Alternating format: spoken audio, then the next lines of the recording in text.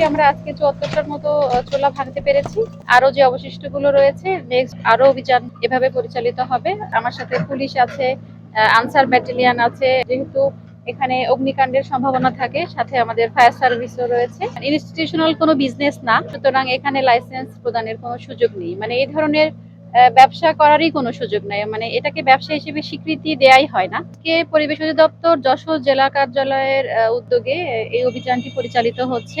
অভয়নগর উপজেলায় আমরা যতটুকু তথ্য পেয়েছি, যে এলাকায় আমরা এসেছি এখানে প্রায় ২০০-র অধিক হচ্ছে কাঠ পুড়িয়ে কয়লা তৈরি করে এরকম মাটির চুলাগুলো রয়েছে।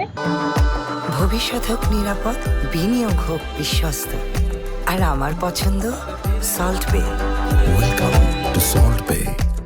সকাল থেকে আমরা অভিযান পরিচালনা করেছি, এ পর্যন্ত ৭৪টি চুলা আমরা ভেঙেছি। আরো যে অবশিষ্টগুলো রয়েছে নেক্সট আরো অভিযান এভাবে পরিচালিত হবে। সেই অভিযানের মাধ্যমে আমরা সবগুলো চুলা এভাবে ভেঙে দেওয়ার জন্য চেষ্টা করব। এটা তো খুব স্বাভাবিকভাবেই এখানে কাঠ পোড়ানো হচ্ছে।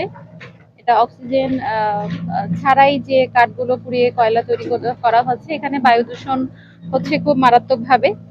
তো এই কারণেই মূলত পরিবেশ অধিদপ্তর থেকে আমাদের এই অভিযান। খুবই ইনস্টিটিউশনাল কোনো বিজনেস না, সুতরাং এখানে লাইসেন্স প্রদানের কোনো সুযোগ নেই। মানে এই ধরনের ব্যবসা করারই কোনো সুযোগ নাই, মানে এটাকে ব্যবসা হিসেবে স্বীকৃতি দেয়াই হয় না, সেহেতু লাইসেন্স দেওয়ার কোনো সুযোগ নেই। আমরা দেখি বিভিন্ন সময় এটা আপনারা করেন, আবার কিছুদিন পরে গড়ে ওঠে। নির্মূল করতে হলে আমার মনে হয় স্থানীয়ভাবে এটা প্রতিরোধ করতে হবে, কারণ আজকে আমি অভিযান করে আমি খুলনায় ফিরে যাব।